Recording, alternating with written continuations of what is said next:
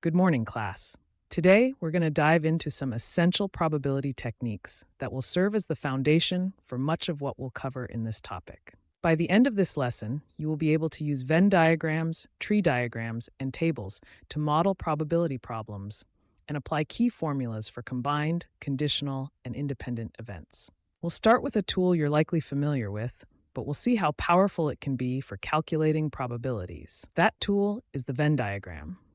Venn diagrams are excellent for representing information about sets visually, which makes it easier to understand the relationships between different groups. A key tip when filling in a Venn diagram is to always start from the inside, the intersection, and work your way outwards.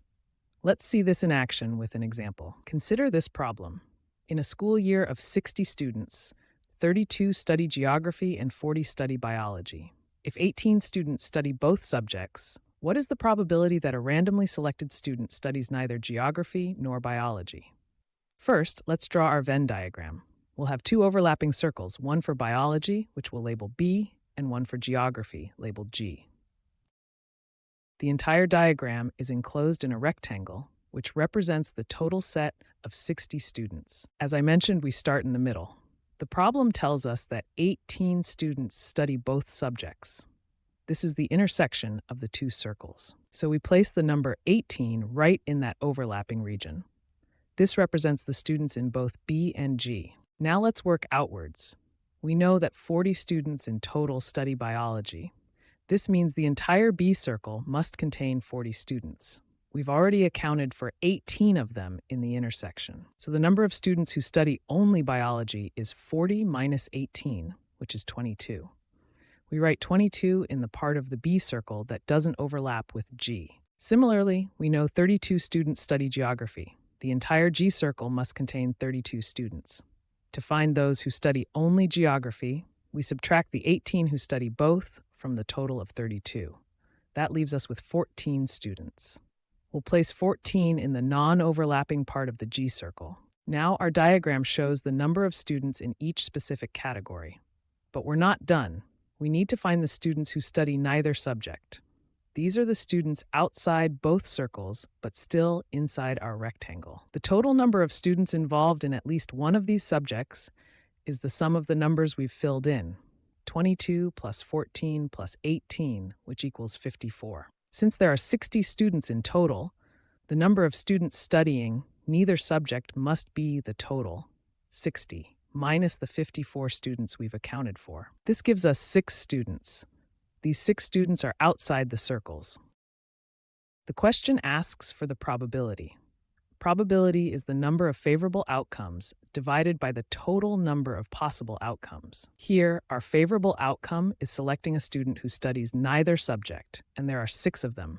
The total number of students is 60, so the probability is 6 divided by 60, which simplifies to 1/10 or 0.1. So by starting in the middle and working our way out, we systematically filled in the diagram and found our answer.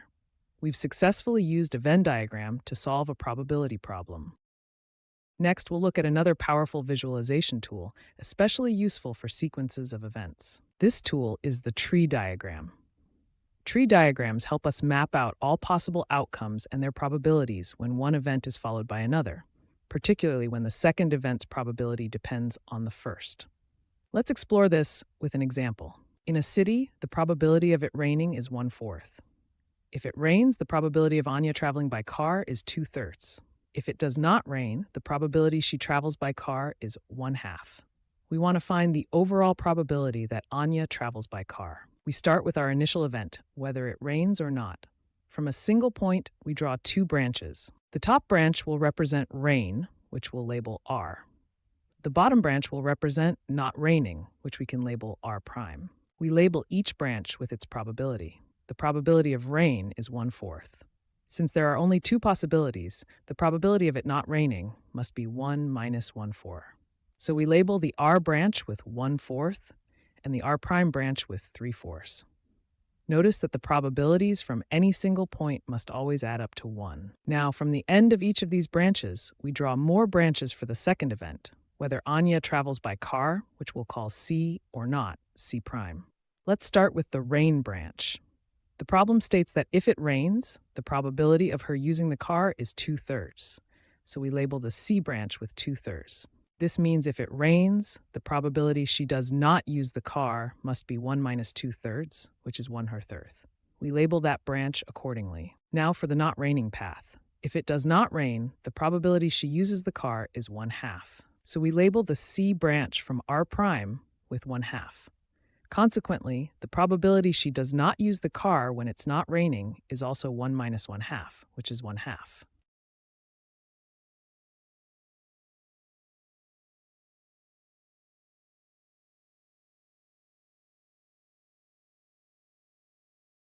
To find the probability of a complete path, we multiply the probabilities along the branches. For example, the probability that it rains and she takes the car is 1/4 times 2/3. Multiplying along the top path, we get 1/4 times 2/3, which is 2/12, or 1/6. The question asks for the overall probability that Anya travels by car. There are two paths that result in this outcome. It rains and she takes the car, or it doesn't rain and she takes the car. We need to find the probability of each of these paths and then add them together. We already found the probability of the first path, PR and C, is 1/6. Now let's find the probability of the second path, not raining and taking the car. We multiply along that path, 3/4 times 1/2, which gives us 3/8. Since these two scenarios, raining and taking the car versus not raining and taking the car, are mutually exclusive, we can add their probabilities to get the total probability of her taking the car. So the total probability is 1/6 plus 3/8. To add these fractions, we find a common denominator, which is 24.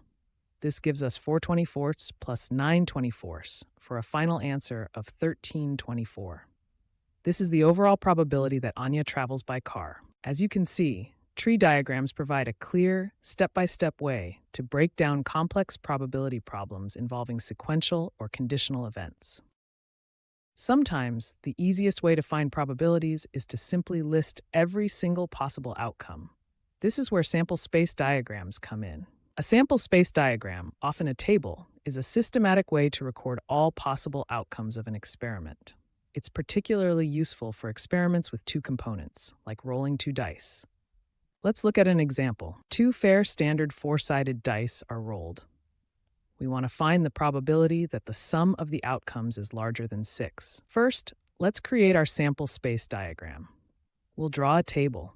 The columns will represent the outcomes of dice 1, and the rows will represent the outcomes of dice 2. Since each die is four-sided, the possible outcomes for each are 1, 2, 3, and 4.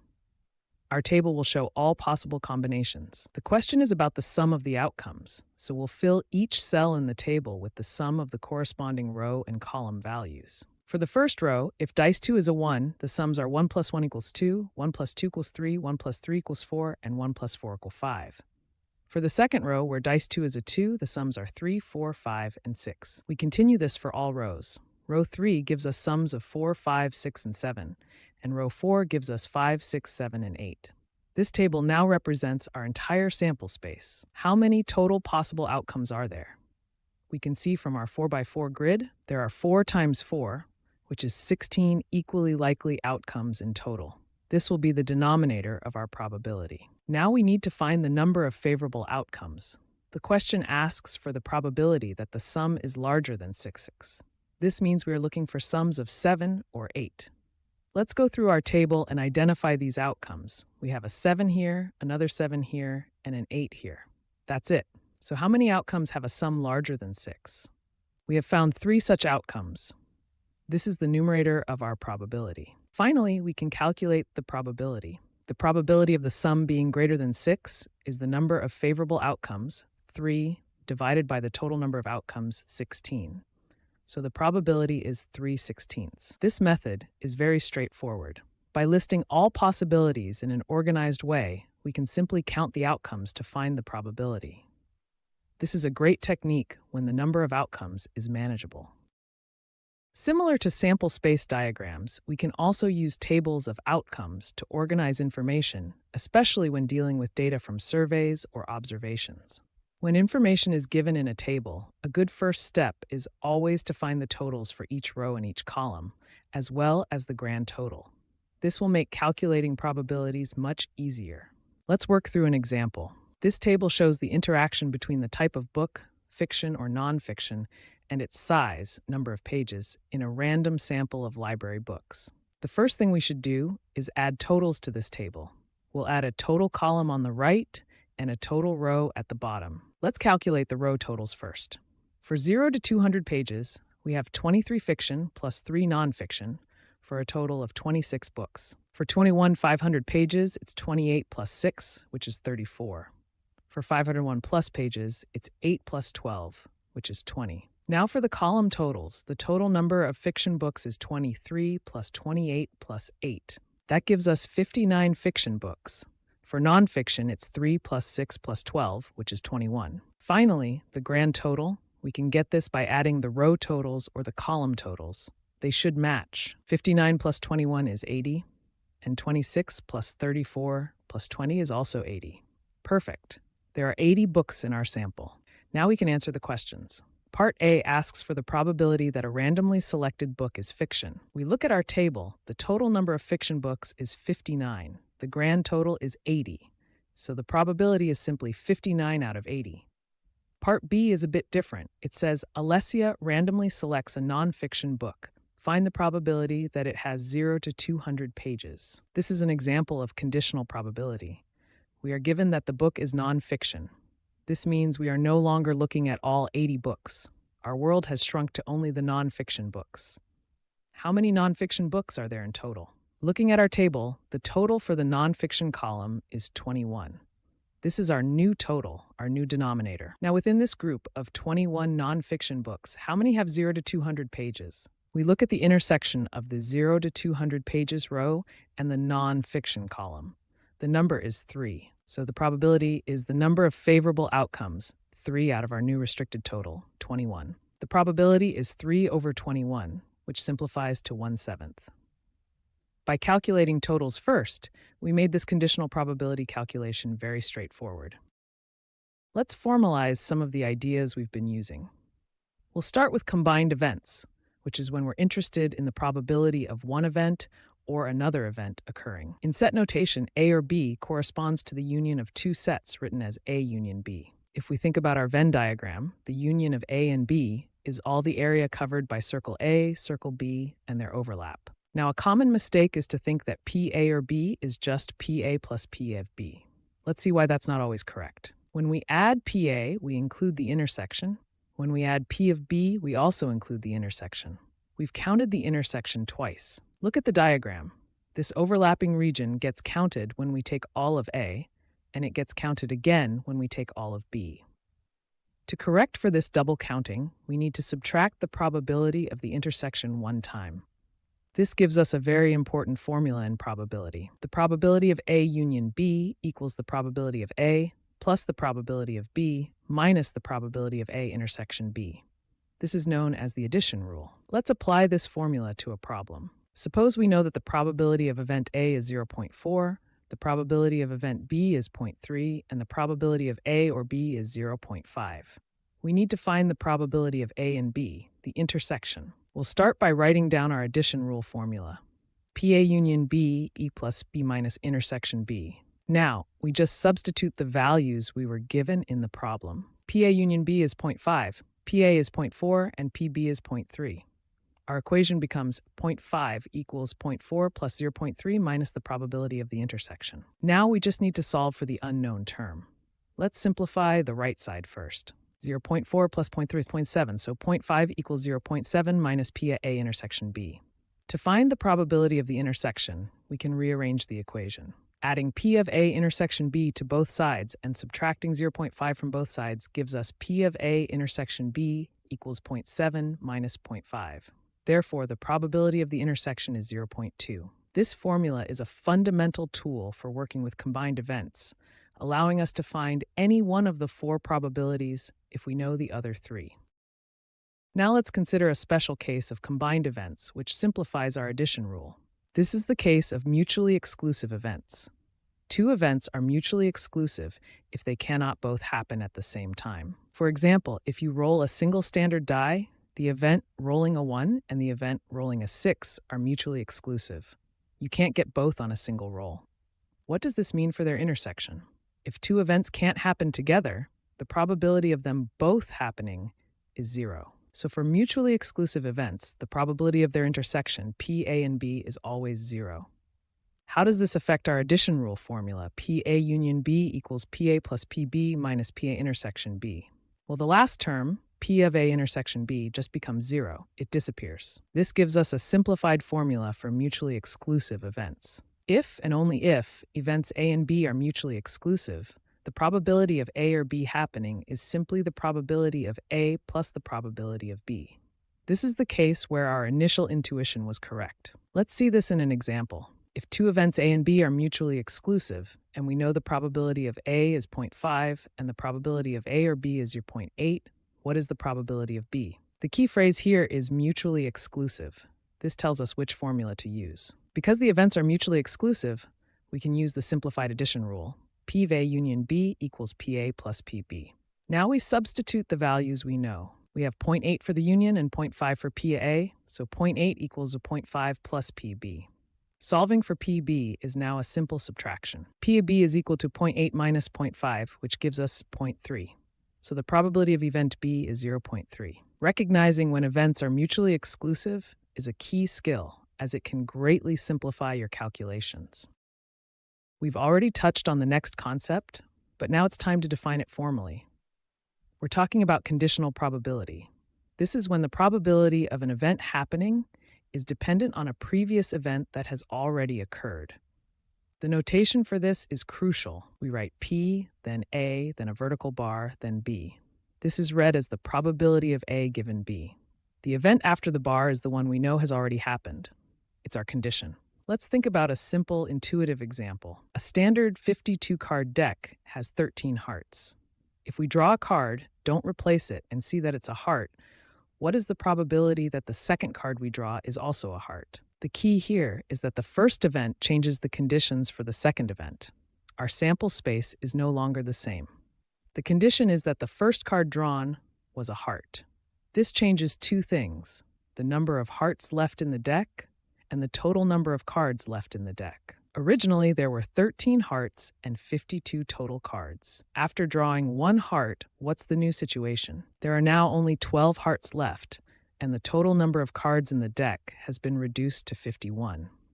So the probability of the second card being a heart, given the first was a heart, is based on these new numbers. The probability is the number of remaining hearts, 12, divided by the total remaining cards, 51. This fraction, 12 over 51, can be simplified by dividing both by 3 to get 4 over 17. This intuitive example leads us to a general formula. Let's revisit a Venn diagram to see how it works. Imagine the probability a student studies only French is 0.4, and the probability they study both French and Spanish is 0.1. We want to find the probability they study Spanish, given that they study French. The condition, given they study French, means our world shrinks to just the French circle. We can ignore everything outside of it. What is the total probability of the French circle?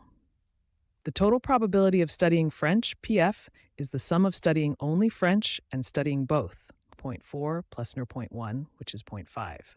This is our new denominator. Now, within this French circle, what is the probability of studying Spanish? That's the intersection. The part of the French circle that also includes Spanish is the intersection, which has a probability of 0.1.